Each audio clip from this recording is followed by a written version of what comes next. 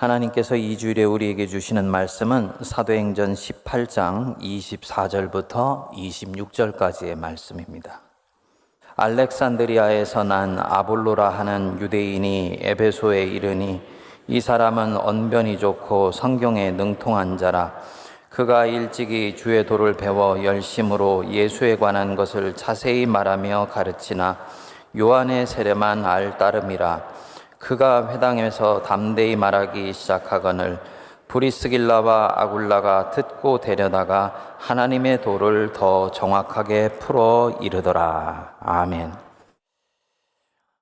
유학생들이 외국에 나가서 유학을 하게 되면 낯선 문화 때문에 고생도 많이 하고 경제적인 어려움 때문에 힘든 것들도 있습니다만 더 크게 배우는 부분들도 있습니다. 그 중에 하나가 새로운 문물을 익히고 또 이들이 가지고 있는 삶의 방식을 몸으로 익히는 강점이 하나가 있습니다. 제가 유학을 갔을 때 캠퍼스 생활을 하면서 깊이 배우게 된 부분이 하나 있는데요. 뭐냐 하면 어떤 학생이 좋은 학생이고 어떤 제자가 교수가 볼 때 좋은 제자인지 이것을 보는 기준이 한국에 있을 때와는 조금 달랐습니다.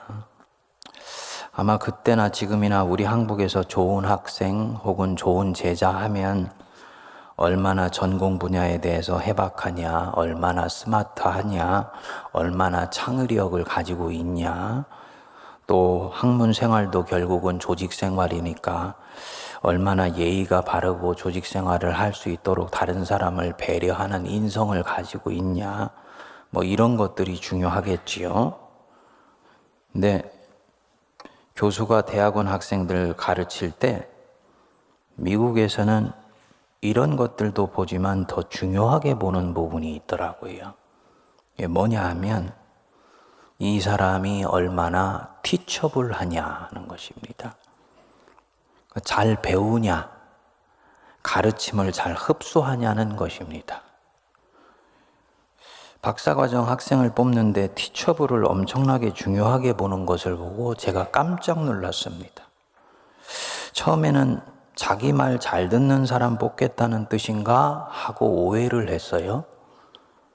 그런데 그게 아니었습니다. 이 티처블하다는 말은 굉장히 복합적인 의미였습니다. 어떤 학생이 티처블하다 이 말은 바르게 가르치면 정직하게 받아들인다는 말입니다. 자기의 기존 지식이나 경험을 기꺼이 상대화하면서 낯설지만 바른 진리에 부딪혔을 때 수용하는 정도가 크다는 것입니다. 즉 진리에 대해서 얼마나 유연하게 받아들이는 개방성을 가지고 있는가라는 것을 묻는 것이었습니다. 진리와 참지식 앞에 겸손한 거예요. 우리 성도님들은 어떠신지요? 스승이신 우리 예수님 보시기에 티처블 하신지요? 어느 날 내게 낯설게 다가온 해석일지라도 그 해석에 오류가 없으면 성경이라는 이 바른 진리 앞에 티처블 한지요? 아니면 내가 생각한 것과 다르면 튀겨내거나 저항하는 경향이 있는지요? 그것도 아니면 그냥 그대로 놔두고 나는 내 길 간다 하는 이런 스타일이십니까? 오늘은 이 문제를 좀 여러분들하고 같이 살펴보려고 그럽니다. 이 사도행전이 복음행전인데 이 행전의 역사가 익어가면서 새로운 사람이 한 사람씩 나옵니다. 그 중에 한 사람이 초대교회 때 신앙의 탁월한 변증가였던 아볼로입니다. 오늘 본문 24절에 보면 그는 알렉산드리아 출신의 헬라파 유대인입니다. 알렉산드리아 아시지요? 북아프리카 위쪽에 있는 지중해 연안 도시인데 1세기에 있었던 도시 중에서는 로마 다음으로 큰 도시였습니다. 원래는 알렉산더 대왕이 세계를 제패하고 난 뒤에 주전 300년 어간에 계획적으로 이 도시를 만들게 됩니다. 그야말로 학문의 전당으로 만들려는 그런 뜻을 가지고 도시를 만듭니다. 도시 구석구석에 엄청난 도서관들이 질비했다 그럽니다. 수많은 학자와 석학 지식인들이 이 도시 사람이 되고 싶어 했고요. 당연히 세계의 석학들이 이 도시로 밀려 들어왔겠지요. 교부 중에 교부이고 2000년 기독교 신학의 저수지라고 일컬어지는 어거스틴도 이 알렉산드리아에서 멀지 않은 다가스테라는 곳에서 태어났습니다. 그리고 이곳을 즐겨 드나들었습니다. 도시 전체가 진리에 대한 열망이 가득하고 서로 개방적으로 토론하고 합리적으로 대화하고 서로 편견 없이 결론이 나면 그것을 수용하는 분위기가 팽배한 도시입니다. 원래 상아탑으로 일컬어지는 대학의 이상적인 분위기가 바로 이런 것입니다. 흥미로운 것은 고증에 의하면 이 도시에 유대인들만 100만 명이 넘게 살았다 그럽니다. 그런데 이곳 유대인들의 성향은 다른 곳의 유대인들과는 달랐다고 합니다. 다른 곳의 유대인들은 대단히 율법주의적이고 율법을 지키는 것 자체를 생명처럼 여기는 반면에 이곳에 있는 유대인들은 메시아 대망 사상을 가지고 구약 성경을 연구하는 데 초점을 뒀다는 거예요.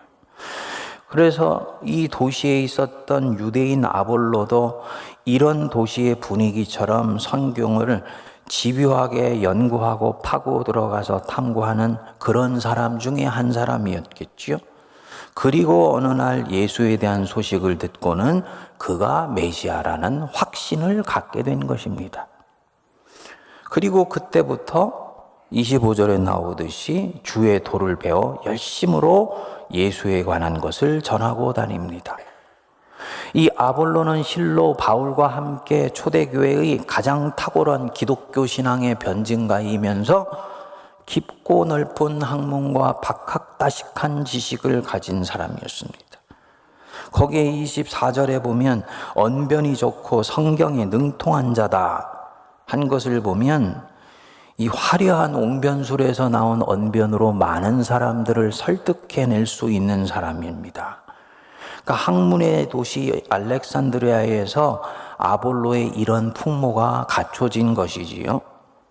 그런데 아볼로가 에베소에 와서 자신의 이 재능으로 예수의 도를 전하는 중에 흥미로운 일이 벌어졌습니다. 지금 그가 주의 도를 열심히 강론을 하는데 그의 이 지식은 사도 바울을 비롯한 사도들에게 배운 것은 아니에요. 치열하게 구약을 연구하다가 스스로 깨친 것입니다. 일종의 학습교인이지요. 이것도 정말 대단하지만 자연히 그의 가르침에는 이 사도적 계승의 흔적이 약하기 때문에 허점이 있을 수 있지 않겠습니까? 누가는 그 중에 하나를 25절에 슬쩍 언급합니다. 그가 일찍이 주의 도를 배워 열심으로 예수에 관한 것을 자세히 말하여 가르치나 그 뒤에 뭐라 그랬습니까? 요한의 세례만 알 따름이라. 요한의 세례, 물 세례만 한다. 물과 성령으로 거듭나지 아니하면 너희가 하나님의 나라를 볼 수 없느니라 했는데 성령으로 거듭나는 세례를 아직 모르고 있는 것이에요. 그러니까 이 사람이 성령으로 거듭난 본호계인 크리스찬은 아직 아니었던 것이지요. 그런데 성경교사가 되고 성경을 꿰뚫어 가르칠 수가 있는가? 얼마든지 가능합니다.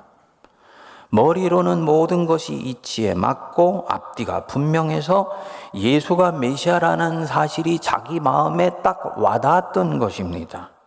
합리적인 이성으로 차곡차곡 변증하면서 예수가 그리스도시라고 전하고 다니는 것 얼마든지 가능합니다. 교회 안에서도 아직 이렇게 예수를 믿는 단계에 있는 사람이 있을 수 있습니다. 성령으로 거듭나지는 않은 단계.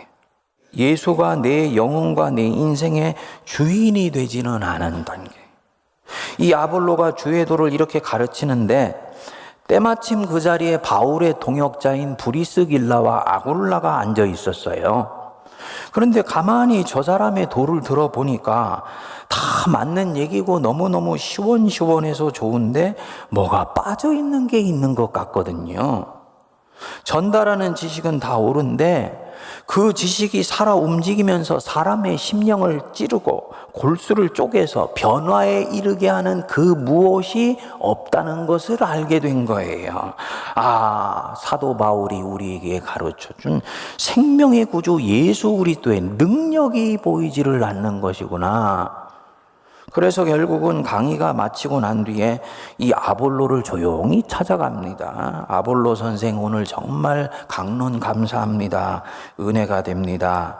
그런데 드릴 말씀이 있는데 저희 집에 잠시만 방문해 주실 수 있을까요? 참 성숙해요. 그 자리에서 손들고 너 이거 빠졌다 하는 게 아니고 조용히 모시고 가는 거예요.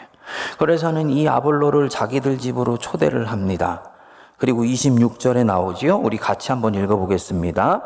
그가 회당에서 담대히 말하기를 시작하거늘 브리스길라와 아글라가 듣고 데려다가 하나님의 도를 더 정확하게 풀어 이르더라. 아볼라의 강론 속에 빠져 있었던 하나님의 도, 생명의 구주 예수 그리스도를 믿는 것에 대해서 아는 것뿐만 아니라 예수 그리스도를 믿는 것에 대해서 더 정확하게, 더 온전하게 풀어 가르쳐 준 거예요. 여러분, 지금 이 장면이 머리에 그려지십니까? 지금 이 사도행전의 세계 안으로 한번 들어가 보십시오. 브리스길라와 아굴라가 어떤 사람들입니까? 18장 3절 그 앞부분에 보면은 이들 생업은 천막을 만드는 것이더라 이렇게 나옵니다. 천막 제작업자들이에요. 천막을 지어서 생계를 유지하는 사람들. 바울도 본업이 천막지기이죠. 하지만 바울은 사실은 전문 선교자이고 목회자예요. 이들은 바울이 전하는 복음을 듣고 회심했어요. 그래서 그 뒤에는 바울의 동역자가 되어서 평생을 바울과 동역하면서 바울의 뒷수발도 하고 허드렛 일도 도와주고 손대접도 하고 어디에 가면은 모임을 조직화하기도 하고 사람들에게 복음을 전하기도 하는 사람들입니다. 이렇게 보면 이들은 아볼로 같은 대학자 앞에서 뭔가를 가르칠 수 있는 입장에 있는 사람이 아니라는 거 알 수 있죠. 그런데 이들은 지금 이 큰 학자이고 온갖 성경의 지식을 꿰뚫어 알고 있는 이 알렉산드리아 출신의 석학에게 뭔가를 가르쳐요. 이것도 기이한데 더 흥미로운 것은 아볼로가 이들의 가르침을 선선히 듣고 받아들인다는 것입니다. 여러분, 이 장면을 떠올려 보십시오. 천막지기가 성경을 풀어주는데 이미 성경을 다 꿰뚫어 알고 있고 모든 지식에 탁월한 대석학이 천막지기의 말에 귀를 열고 눈을 반짝반짝 하면서 고개를 끄덕이고 그 말을 빨아들이는 거예요. 기이하면서 아름답지 않습니까? 겸손한 것입니다. 배우는데 겸손한 거예요. 이것은 막연히 새로운 것을 배우는데 편견이 없다거나 개방적인 것과는 다릅니다. 진정으로 진리 앞에 겸손한 것입니다. 자기가 옳다고 여기는 것에서는 절대로 양보가 없고 자기가 옳다 여기는 것은 무조건 100% 옳을 것이라고 여기고 그 옳은 증거를 찾아다니는 확증 편향적 증세를 가지고 있는 우리 현대인들과는 결이 다릅니다. 아볼로는 석학인데, 대석학인데 어떻게 그 자리에서 자기 가르치는 사람들에게 저항하지도 않고 튀겨내지도 않을까요? 오히려 이 천막지기들이 전하는 도를 고개를 끄덕거리고 귀를 쫑긋하면서 들을 수 있을까요? 그는 알고 있었던 것입니다. 자기가 전하는 도에 뭔가 1%가 빠져 있다는 것. 그래서 사람들이 듣고 재미있어하고 공감은 하지만 사람이 변화되고 영혼이 뒤집어져서 회심하는 역사는 일어나지 않고 있다는 걸 어느 날부턴가 알고 있었던 것입니다. 뭔가 빠진 부분이 있는 것 같은데 뭔가 이게 다가 아닌 것 같은데 그게 뭔지 모르겠어 하는 마음이 예수의 도를 전할 때마다 느껴져 왔겠지요. 그리고 어느 날 이 천막지기들이 자기가 몰랐던 세계를 말해주니까 귀가 열리고 가슴이 뜨거워지면서 듣고 수용합니다. 그러니까 참 진리를 깨달아 하는데 아주 목말라 하면서 겸손해요. 이게 진리의 사람입니다. 여러분, 이 사람 아볼로에게는 정말 무엇이 중요한 것입니까? 온전한 진리를 깨달아 아는 것이 중요해요. 그리고 그 진리를 통해서 내 속에 있는 죄와 허물로부터 완전히 자유롭게 되는 것이 중요해요. 진리를 알지니 진리가 너희를 자유롭게 하리라 했으니까.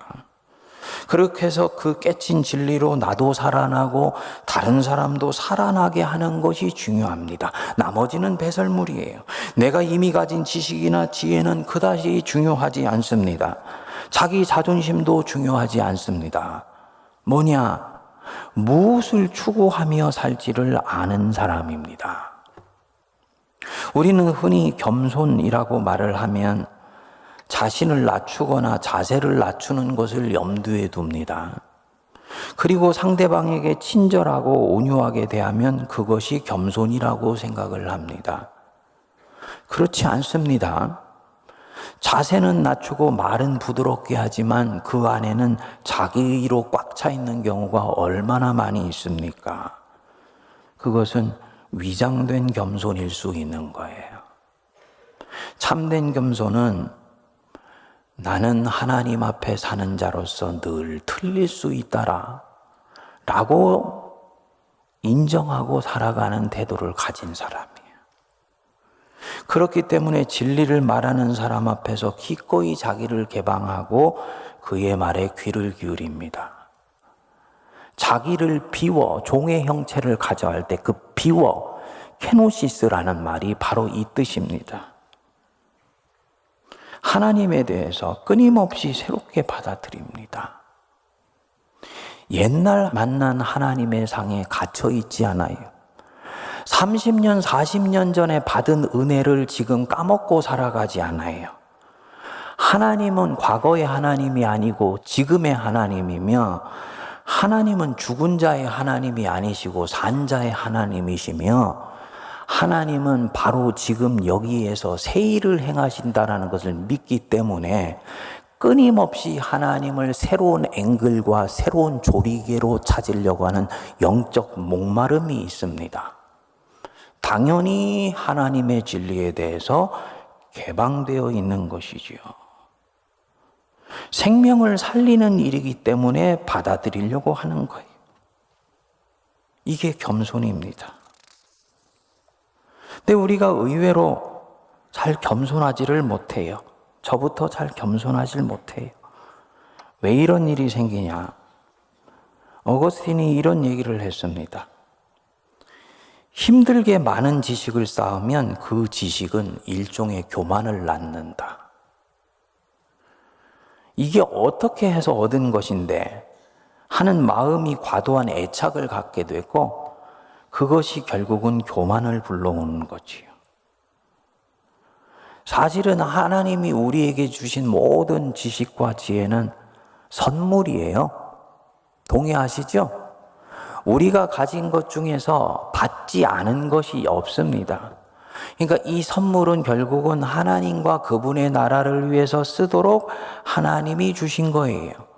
그럼 그분의 뜻대로 사용을 해야 되는 것이지 이게 내 전유물처럼 마치 자기 자신의 고유한 것인 것처럼 갖고 내장하여 있으면서 움켜쥐려고 하면 아니 되는 것입니다.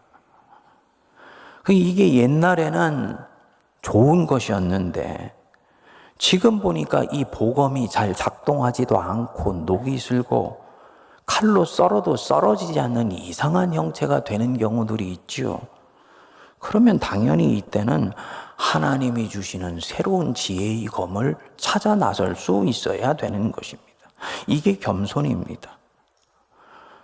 근데 그렇게 못해요. 또 성도들 중에서는 강력한 신비 체험이나 이 신비 경험이 오히려 그를 교만하게 만드는 경우도 있습니다. 되게 기도를 많이 하는 분 중에 의외로 막힌 분들이 많아요. 사실은 기도를 많이 하면 탁 트여야 되는데 자신이 가지고 있는 신비의 경험에 갇혀 있는 거예요. 이 굉장히 조심해야 되는 부분입니다. 과거의 쓰라린 상처의 경험이 나를 진리 앞에 겸손하지 못하게 만드는 경우도 있습니다. 우리 한국 교회가 다른 부분에 있어서는 이 십자가의 신앙으로 서로 품고 포용하고 있는데 이 이념 문제랑 가면 경직되어 버립니다. 그 6.25와 동족상잔의 비극 때문이지요. 북한에서 그 공산주의에 받은 지긋지긋한 상처 때문이에요. 여러분, 공산주의와 기독교는 절대로 같이 갈 수가 없습니다. 어떻게 3대 세습체제의 무신론자인 그 공산주의와 하나님 중심 신앙이 함께 갈 수가 있습니까? 하지만 그 상처에 함몰되어서 이념 문제에 과도하게 경직되어 버리면 예수님 따라가는 것보다 이념을 더 따르는 것 같이 보이면 하나님이 싫어하세요. 이제는 여기에서 나와야지 됩니다. 아볼로처럼 참된 진리에 잠잠히 귀를 기울일 수 있어야 됩니다. 물론 사람은 다 한 번은 경직되고 교만한 데서 시작해요. 특별히 기독교 신앙이 이 진리에 대한 확신으로부터 출발하기 때문에 어떤 사람이 진리에 대한 확신이 강하면 강할수록 자기도 모르게 교만하게 출발하기 쉽습니다. 저는 20대 중반에 강력한 회심을 체험하고 20대 후반에 신학을 시작했습니다. 그러니까 아직 그 회심의 은혜가 식지 않은 가운데서 신학을 시작한 거죠. 신학을 공부하는데 얼마나 가슴이 뜨거웠는지 몰라요. 저를 기억하는 사람들은 제가 신대원 1학년 때는 늘 울고 다녔다고 기억을 합니다. 채플에 들어가서 설교를 들으면 그렇게 은혜가 돼서 눈물이 나고요. 수업에 들어가서 수업을 들으면 그게 또 그렇게 감동이 되어 눈물이 나와요. 교수님들 강의 하나하나가 제가 흩어져 있었던 그 신앙의 파편을 하나로 연결시켜 주면서 신앙의 통합성을 가져다 주는 것 같으니까 뛸 듯이 기쁘면서 눈물이 나오더라고요. 그렇게 1학년을 마치고 이제 2학년을 올라갔는데 교수님 한 분의 수업이 전공 필수예요. 그런데 이 교수님의 수업은 전혀 눈물이 나오지를 않더라고요. 수업이 너무 건조하고 강의는 딱딱하고 강의 내용은 신학 지식을 전달하는 데 국한되는 것 같고 그래서 제가 수업을 할 때도 수업이 끝나서도 그냥 입이 한 발이 나왔어요. 동료들한테 그렇습니다. 나는 저 교수님은 아직 구원의 확신이 없다고 봐. 저 교수님의 수업에서는 예수님의 보혈의 흔적을 찾아볼 수가 없어. 그렇게 얘기했어요. 겨우겨우 그 전필 수업을 마쳤습니다. 그런데요, 신학교 3학년 진학해서 공부를 좀 더 폭넓게 하고 졸업해서 이제 대학원 조직신학과를 들어갔는데 과에서 이분을 제 지도교수로 딱 지명을 한 거예요. 세상에 이런 얄궂은 일이 어디 있습니까? 그래서 이분을 어쩔 수 없이 가까이 뵙게 되었는데 그때 이분의 전혀 다른 모습을 제가 보게 된 것입니다. 무엇보다도 굉장히 겸손하시더라고요. 전도사님, 저는 다른 교수들처럼 확신을 실어 힘있게 강의하는 사람이 못 됩니다. 채플 설교도 매가리가 없습니다. 본인이 이렇게 얘기를 해요.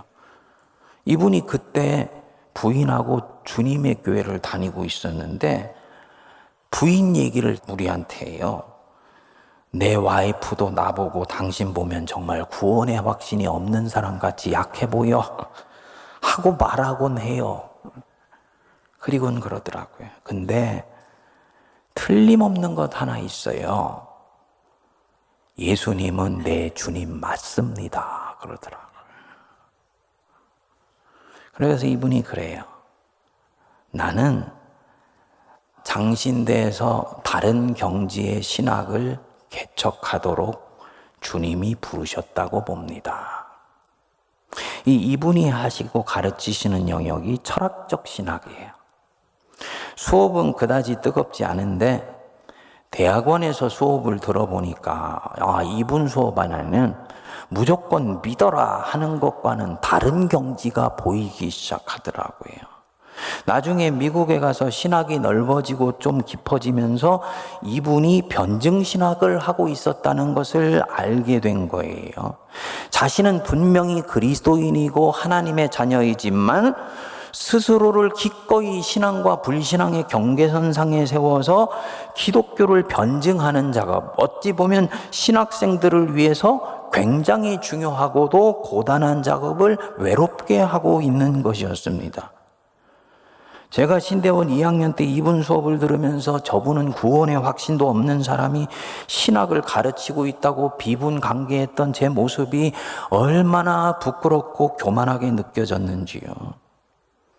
한국에 돌아와서 이분 은퇴 시에 제가 은퇴식의 준비위원장을 맡게 되었습니다. 그리고 이 얘기를 은퇴식에서 제가 오픈을 했어요. 제가 그때 교수님 오해했었습니다. 정말 아직 신학이 뭔지도 모르고 진리가 어떻게 우리 손에 생명으로 오게 되는지도 깨닫지 못하면서 저는 솔직히 교수님이 구원의 확신도 없는 분이라고 그때 함부로 생각했습니다. 교수님 용서해 주십시오. 교수님하고 같이 그때 있었던 학생들이나 동료들이 다 웃더라고요. 전혀 예상치 못했던 말이니까. 근데 저는 그 얘기 하는 게 맞다고 생각했어요. 여러분, 적어도 그리스도인이면 그리스도인은 그리스도를 위해 선한 일을 하도록 지으심 받은 자입니다. 그리스도를 평생 배워가도록 부름받은 자들이 그리스도인들이에요. 아멘 하십니까? 그리스도를 평생 배워가고 평생 진리를 배워가도록 초대받은 사람들이 그리스도인들이에요. 평생을 하나님과 그분의 세계를 배워가는 사람들이에요. 우리는 1000만 번을 다시 태어나도 그 하나님의 진리의 깊이와 넓이와 측량할 수 없는 것을 깨달아 알 수가 없습니다. 그런데 자기가 한 얄팍한 구원이 전부일 것이라고 생각하고는 한국 교회에서 지극히 중요하지만 아무도 하지 아니하려는 이 변증신학의 영역을 제자들한테 신앙을 의심받아가면서까지 기꺼이 감당하는 그 수고와 신앙을 전혀 헤아리지를 못했던 것입니다. 이게 교만이 아니고 무엇입니까?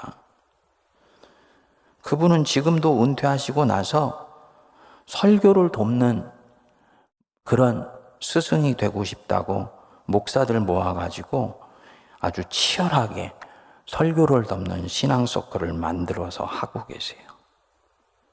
여러분, 변은 익을수록 고개를 숙인다 그랬죠?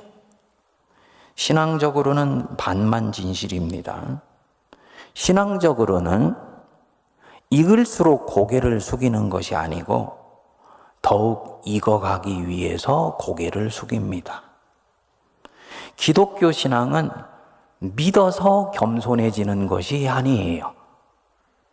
겸손해져서 더욱더 믿게 됩니다. 사도가 말씀했지요. 하나님은 교만한 자를 대적하시되 겸손한 자들에게는 은혜를 베푸시느니라. 그러므로 하나님의 능하신 손 아래서 겸손하라. 때가 되면 너희를 높이시리라. 신대원 1학년 때의 저처럼 조금 안 것으로 전부 안 것처럼 진리 앞에 판단하고 문을 닫지 마시기 바랍니다. 이 아볼로처럼 모든 것을 배운 사람이지만 오히려 더 온전한 것을 사모하여서 겸손해질 수 있게 되기를 축복합니다. 그래서 처음에는 하나의 변증가에 불과했지만 나중에는 이 브리스길라와 아굴라로부터 배웠던 결정적인 생명의 도로 장착하여서 초대교회의 위대한 교부가 되고 위대한 변증가가 되는 이 아볼로의 신앙으로까지 자라가는 우리가 되기를 축복합니다. 주님 앞에서 티처블해지세요. 주님 앞에서 티처블해지세요. 참된 배움의 겸손함을 가지시기 바랍니다. 내가 가르치는 것과 다른 것을 가르치는 사람을 만났다면 그를 찾아가서 그와 함께 알렉산드리아시 한복판에서 대화한다는 마음으로 오픈해서 대화해 보세요. 주님께서 그에게 새로운 눈을 열어주실 것입니다. 그래서 그리스도의 장성한 분량이 충만한 데까지 자라시는 우리 성도들 되시기를 주님의 이름으로 축복드립니다.